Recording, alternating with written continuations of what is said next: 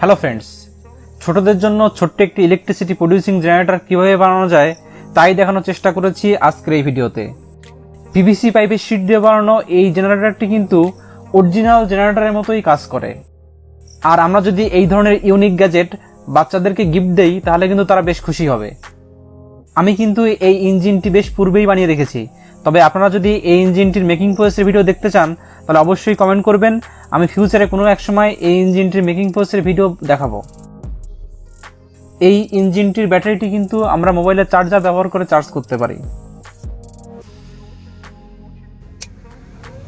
তবে চলুন এই মডেল ইঞ্জিনের মাধ্যমে কিভাবে একটি ইলেকট্রিসিটি প্রডিউসিং জেনারেটর বানিয়েছি তার মূল ভিডিওতে যাওয়া যাক। এটি হলো একটি 4 to 12 ভোল্টের ইলেকট্রিসিটি প্রডিউসিং ডায়নামো মোটর। এই দুটি হলো ছোট পুলি, আর এই পুলিগুলো আমি মোটরের শ্যাফটের সঙ্গে ভালো করে ফিক্স করে দিচ্ছি।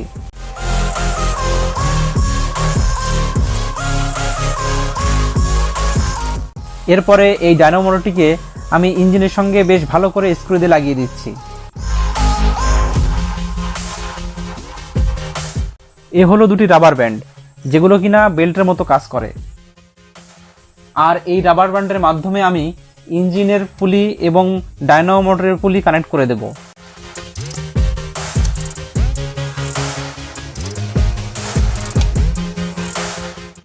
এখানে প্রায় 10টি 4 ভোল্ট ডিসি এলইডি আছে। আমাদের এই জেনারেটরটি কত ইলেকট্রিসিটি প্রডিউস করে তাই পরীক্ষা করার জন্য এই এলইডিগুলো ইউজ করছি। এই এলইডি লাইটগুলোকে আমি ইঞ্জিনের সঙ্গে স্ক্রু দিয়ে বেশ ভালো করে লাগিয়ে দিলাম।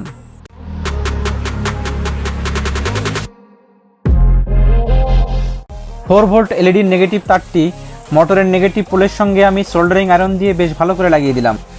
অন অফ সুইচটিকে আমি ইঞ্জিনের বডির সাথে আটা দিয়ে ভালো করে লাগিয়ে দিলাম। এরপর আমি সুইচের পজিটিভ তার মোটরের পজিটিভ পোলের সঙ্গে সোল্ডারিং আয়রন দিয়ে সোল্ড করে দিচ্ছি। সমস্ত ধরনের কাজ শেষ হয়ে যাওয়ার পরে এবার আমরা দেখব এই ইলেকট্রিসিটি প্রডিউসিং জেনারেটরটি কেমন কাজ করছে। এখানে আমরা প্রথমে ইঞ্জিনের সুইচ অন করব, তারপর 4 ভোল্ট এলইডি সুইচটি অন করে দেব।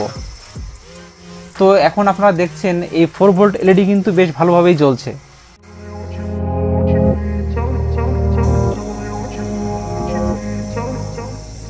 আশা করছি এই ভিডিওটি আপনাদের বেশ ভালো লেগেছে। আর আপনারা যদি ফিউচারে এরকম সব ভিডিও দেখতে চান তাহলে অবশ্যই মেকার ভাই চ্যানেলটিকে সাবস্ক্রাইব করে সঙ্গে থাকুন। আজকে তাহলে এখানে শেষ করছি। ভালো থাকুন, সুস্থ থাকুন। ধন্যবাদ সবাইকে।